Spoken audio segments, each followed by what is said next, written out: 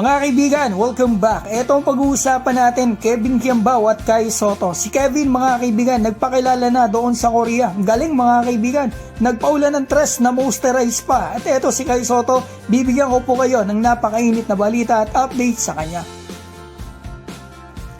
Simulan po natin sa napakagandang nilaro ni Kevin Kiambao sa KBL. Masasabi ko magaling talaga to mga kaibigan. Pangatlong laro pa lang ata niya to dito at galing pa siya sa sprain. Pero tingnan nyo naman mga kaibigan yung nilaro. Mamaw talaga tong bata na to mga kaibigan. Ganda kay Kevin, talagang all around. May rebound, may pasa, may tira, ma-shooting, ma-hustle. Kung ako kay Kevin mga kaibigan, magta-tryout ako sa NBA G League. At saka yung kanyang laro, kita natin kaya naman niya maglaro ng gwardiya, mag-shooting guard siya mga kaibigan o mag-point guard, mag-G League siya. Yun nga lang ang disadvantage mga kaibigan ng NBA G League. Medyo mababa talaga sahod doon. Mga $45,000 mga kaibigan. Medyo maliit yun compare sa mga kontrata na makukuha niya rito sa KBL at Japan D-League. Pero kung NBA Dream, G-League talaga mga kaibigan. So ito mga kaibigan, makikita natin nakatras dito si Kevin Kiambao. So ito, makikita pa natin yung ilan sa ginawa niya rito, nakasalpak pa siya. Sumabay si Ethan Albano yun mga kaibigan, Pinoy rin po, MVP ng KBL yan, si Ethan Albano. So ito yung replay, kita natin, sumabay pa si Ethan. So yung ano pala, itatanong ko sa inyo mga kaibigan, sa tingin po ba ninyo maganda kaya sumubok si Kevin Kiambao dito sa sa NBA G League? Kasi yun nakikita ko kay Kevin, pwede siya mag-tryout sa NBA G League.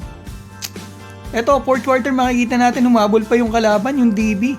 Nanalo sila dito, 4 lang yung lamang nila mga kaibigan. Grabe yung nilaro ni Kevin Kiambao, makikita po natin yung buong stats. Career high niya to mga kaibigan kung hindi ako nagkakamali. 33 points, double-double.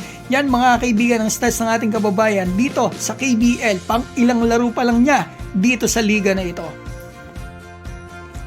Ngayon mga kaibigan, balitaan ko na po kayo sa ating pambato na si Kai Sotto. Sa ngayon, kasalukuyan po nasa Japan pa rin siya after ng kanyang surgery doon. At nalaman ko po sa ating source mga kaibigan, ang pagpapagaling ni Kai, yung therapy ay doon po magaganap sa Japan at hindi dito sa atin sa Pilipinas. Doon daw po yung gusto ng team ni Kai Sotto na Koshigaya Alpas. And ang gusto ko pong malaman nyo mga kaibigan, ito yung ilan sa mga larawan na pinost po ni Kai at nung kanyang si Real Madrid.